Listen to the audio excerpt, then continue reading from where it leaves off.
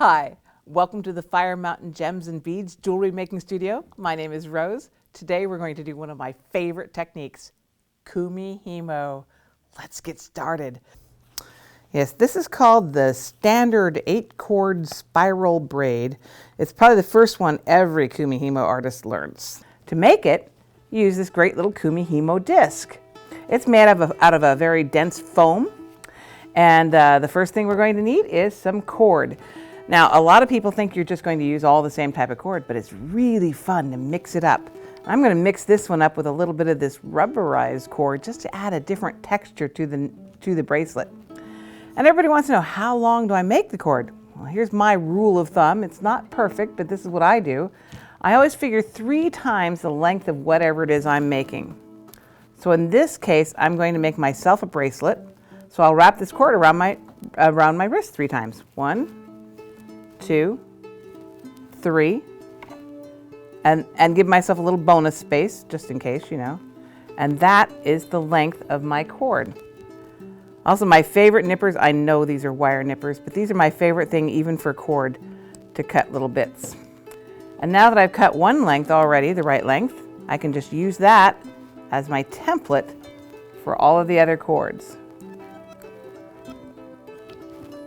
This particular bracelet, or this particular braid, uses 8 cords, and you have choices. You can use 8 cords, or you could use 4 cords that are twice as long and just fold them in half.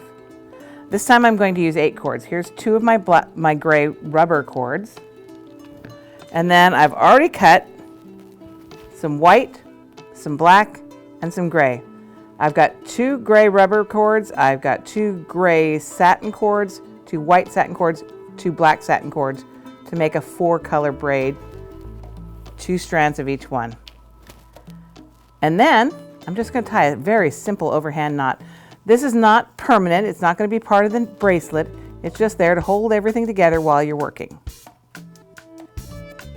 So then this little knot just goes down through the center of your Kumihimo disc.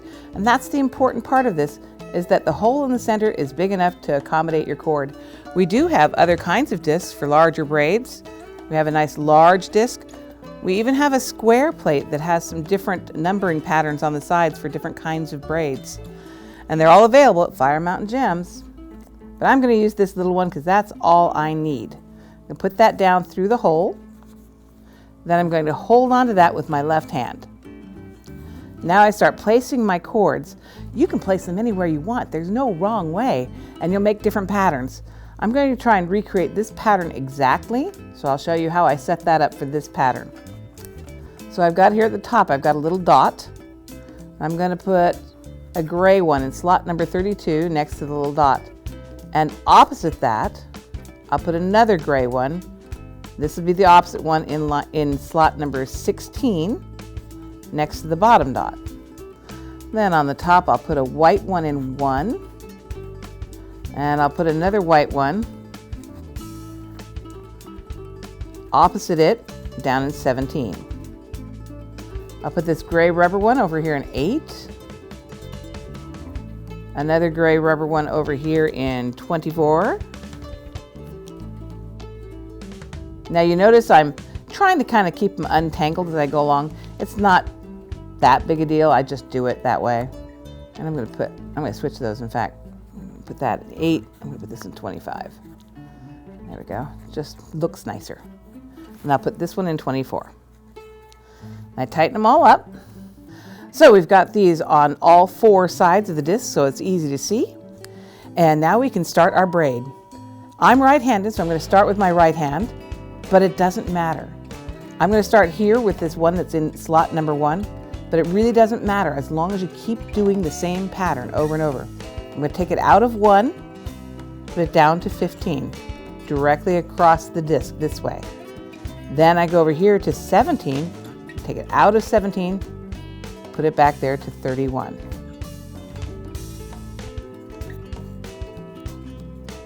And as we go, this is going to actually sort of rotate around. Now the next thing, I'm going to turn this clockwise. And the same thing. Whichever cord's on the top right, I'm going to take it and bring it down. Whichever one's on the bottom left, take it and bring it up. If you were left-handed, you just reverse that. I'd be holding it with my left hand and I'd be doing with this hand. It's easy enough as long as you maintain the same pattern every time. Rotating clockwise. I'm taking from the top right, straight down. Bottom left, straight up. Rotate counterclockwise. Top right, bottom left. You can see how this becomes a very zen sort of exercise. It's relaxing. You can sit in front of the TV. You can meditate. In fact, I understand there's an entire monastery dedicated to inventing Kumihimo patterns and using it for meditation. Go. And you just keep doing the same pattern, always rotating the same direction. If your bottom cords here start getting tangled up, just sort of straighten them out with your fingers. I should point out there's also other tools you can use when you're doing this. I am gripping with my left hand onto the knot, but a lot of people like to use a Kumihimo weight. This is a great weight we sell at Fire Mountain Gems. It can hook right onto that bottom knot. And then you've already got it weighted and you can be holding the disc instead of holding the knot. Now, see, now I have to remember where I was. As always remembers we're going across this cord. So I'm going to start there. And I go there. Rotating clockwise. Top right. And you can see the pattern's already starting to form there in the center. And keep going. This is even a fun craft for kids to do. Very relaxing. Another great tool we have, for especially when you're doing a larger pattern with longer cords, are these wonderful huggy spools that you can wind your cord up in, and then they're not dangling all over like a big old octopus. And there are 8 of them, so that does make sense. So we have those as well. On a short bracelet like this, not really needed, so I didn't put those on. And this just keeps on going. And as you get comfortable, you can go a lot faster. Just keep the pattern going the same way. Always rotate the same direction. Always take the cord from the same orientation you have previously.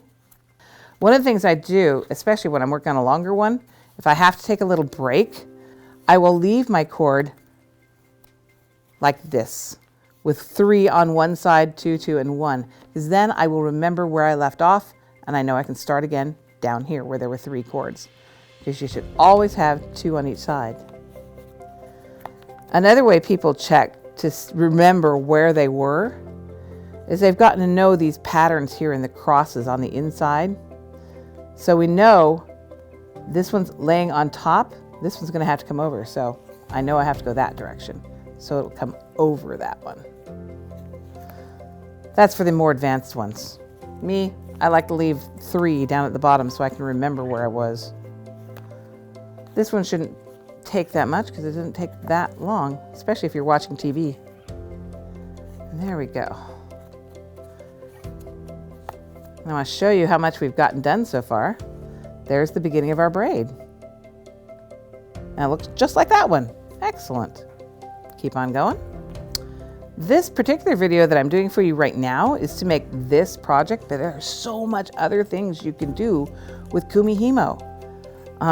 You can use all kinds of different fabrics and cords. You could even use a length of chain instead of one of these cords. Let me show you what that looks like. That is a Kumihimo braid with one of the lengths done with chain instead of cord. You can do it with different diameters of cord and get sort of a spirally pattern going. Experiment, because it's a lot of fun. And also, if you're looking for different projects, you can just check out our website, because we have another video for you just on how to finish the ends of Kumihimo. And we have another one that we're going to have very soon on doing this with beads. So always check out the Fire Mountain Gems website. We're always got new stuff coming out, great tutorials, and not to mention a few great products.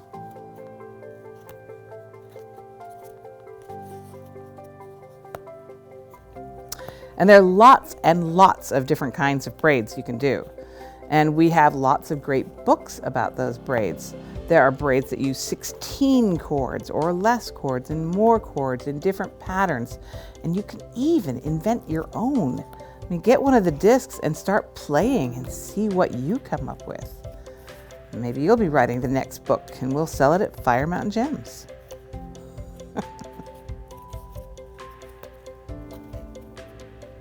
And of course, just like anybody else, I can't stand to just sit here and do this without looking at my progress every once in a while. Ew, cool. I love this. Just making something pretty out of just pieces of cord. Very fun. I don't get tired of Kumihimo.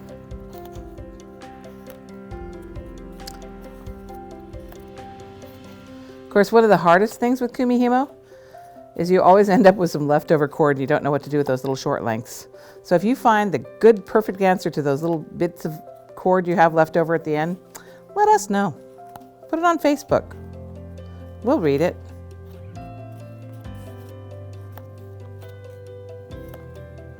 I do have one pair of earrings I like to make with the leftover cord, but how many earrings can you use?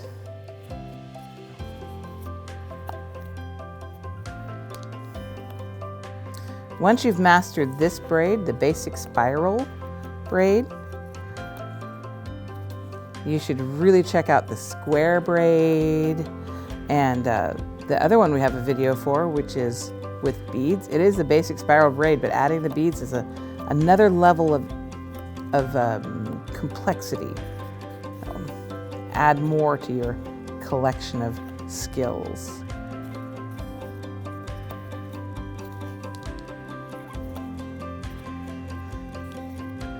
Also be aware as you're working on this that this type of braid has a little bit of stretch to it, a little bit of give. So you don't want to make it too long. You got to start thinking about the length of your wrist, or the diameter of your wrist, and the fact that the clasp is going to add about 1 inch.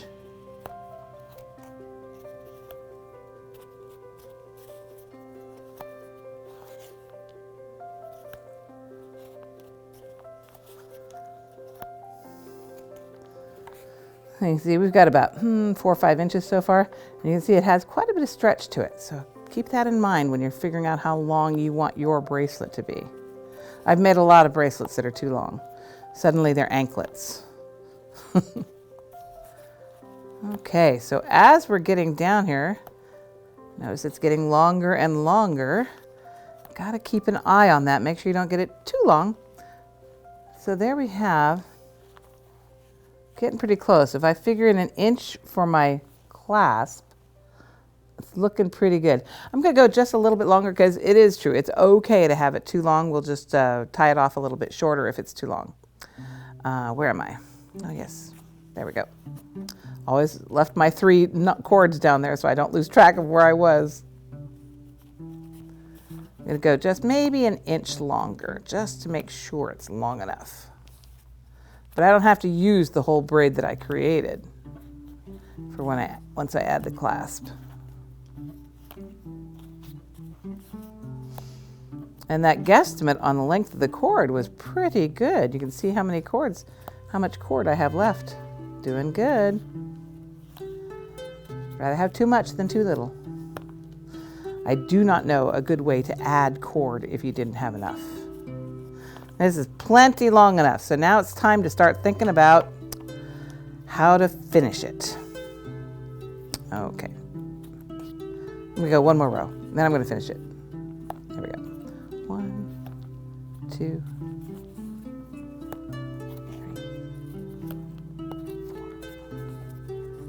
4, 5, 6, 7, 8.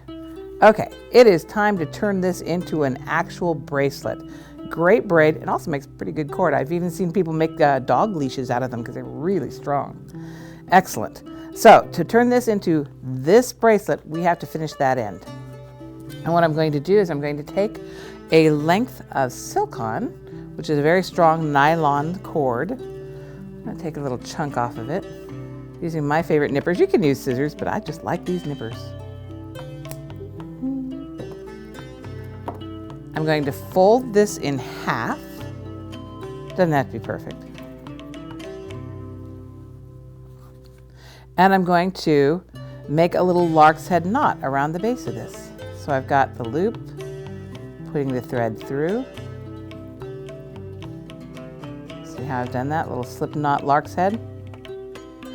And then pull it tight to tie off my cords. Then with these two tails,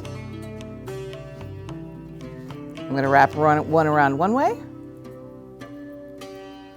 several times until I know this is really tight and really secure, and those cords could not come out.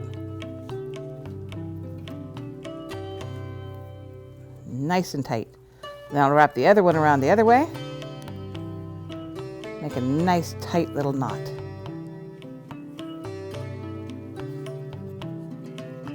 And then I will just tie a knot. I'm going to use a surgeon's knot, just a special kind of knot that avoids slippage.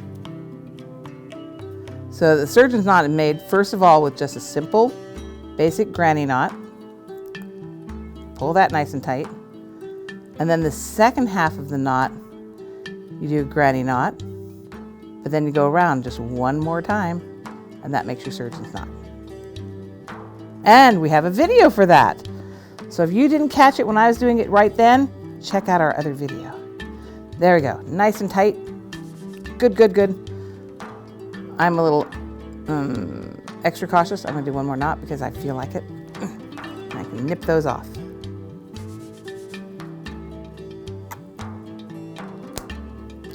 And I can unknot this. You see this is all tightly bound into there. And I'm going to nip these things off. Now I could take a pair of scissors and I could chunk that whole thing off, but it makes me nervous. I like to use my little nippers and just do them one at a time, and I can get them really close to that thread without cutting my thread.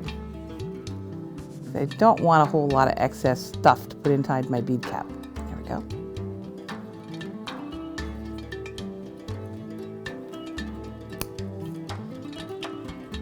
And these are the little bits.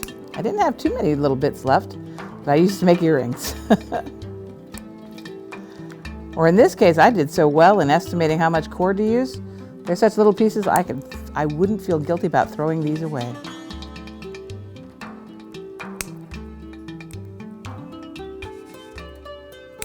There we go. And the next step is to put on the bead cap. We have these great little glue-in bead caps. And I'm going to, because there's quite a little gap in there, I'm going to use a gap filling glue, and I'm going to use E6000 because it's a nice thick glue that can fill in all the gaps and holes and securely hold that in there. So I'm going to use quite a lot of this E6000. Put it into my bead cap.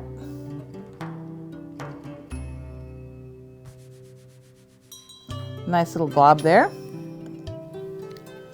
And you know what? I think I could actually use some more. I think I will. Let's make sure this is nicely filled. Go. Nice big glob. There we go. And then we let that sit. We would probably let that sit for about 24 hours to make sure it's secure before we add the clasp, but of course we don't have that amount of time. We want to show you how to finish the other end. So here we go with my other end. I'm going to very carefully let that one be. And on the other end, we could tie our little knot right now. Yeah, we'll do that. Or I could take it off the disc and tie my knot, but I think I'll tie the knot first. So another piece of silk on. I don't want that anymore anyway. There we go, a little piece of silk on, fold it in half. I know there's lots of cords here, you can't see what I did. So I fold it in half, go around my braid right near the base, wrap around here, and pull it tight.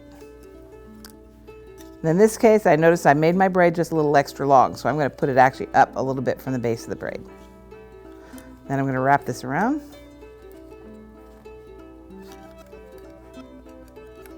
Both ways.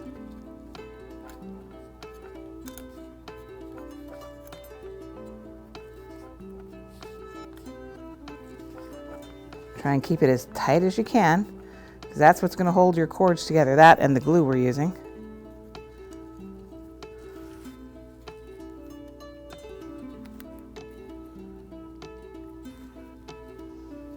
I am using some muscle here to keep those cords tight. Oh, that looks so much better. There we go. Nice and tight. And a knot.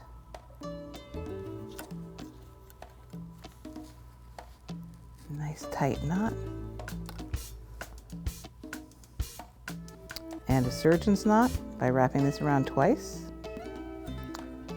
1, 2.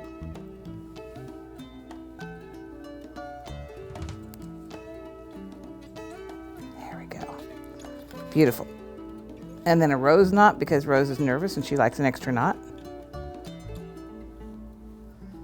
we go. And we can nip that off.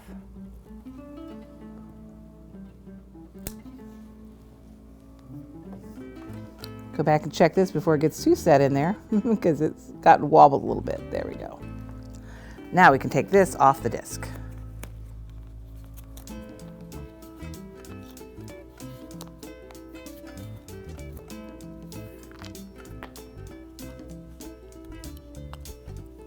And I am actually going to use the big scissors so I can get down there. Just out of the way. Unbraid that little extra bit of braid we had, and I will nip all of those off short.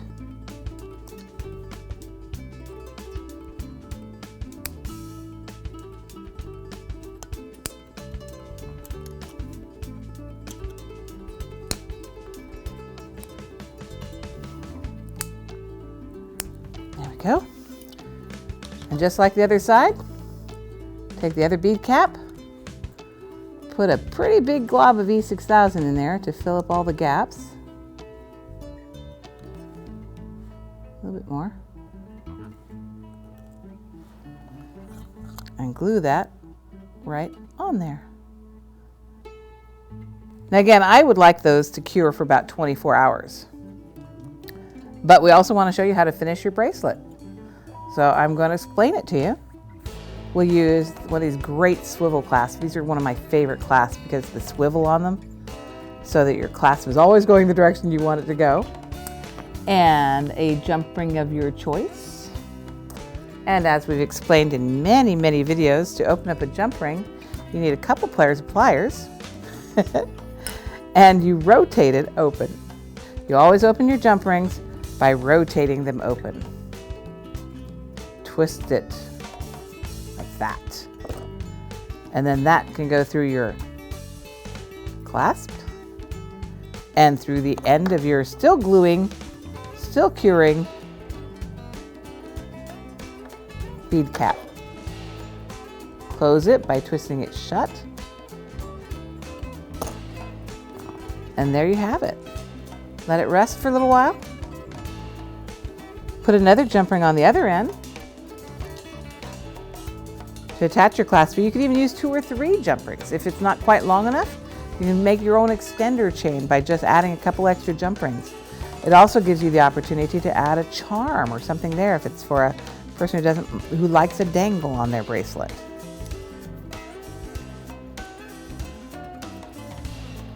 Always add your own creativity with the length of your chain, the charms you want to add, the colors you choose, and where you locate those colors to make your personal Kumihimo braid. And there you have it. Is that great for a man or a woman? Any colors you want, any materials you want. And now it's time to move on. We've got some other great projects on our Fire Mountain website that you can look up on how to do this with beads, or check out one of our great books. And all of these products are available at firemountaingems.com.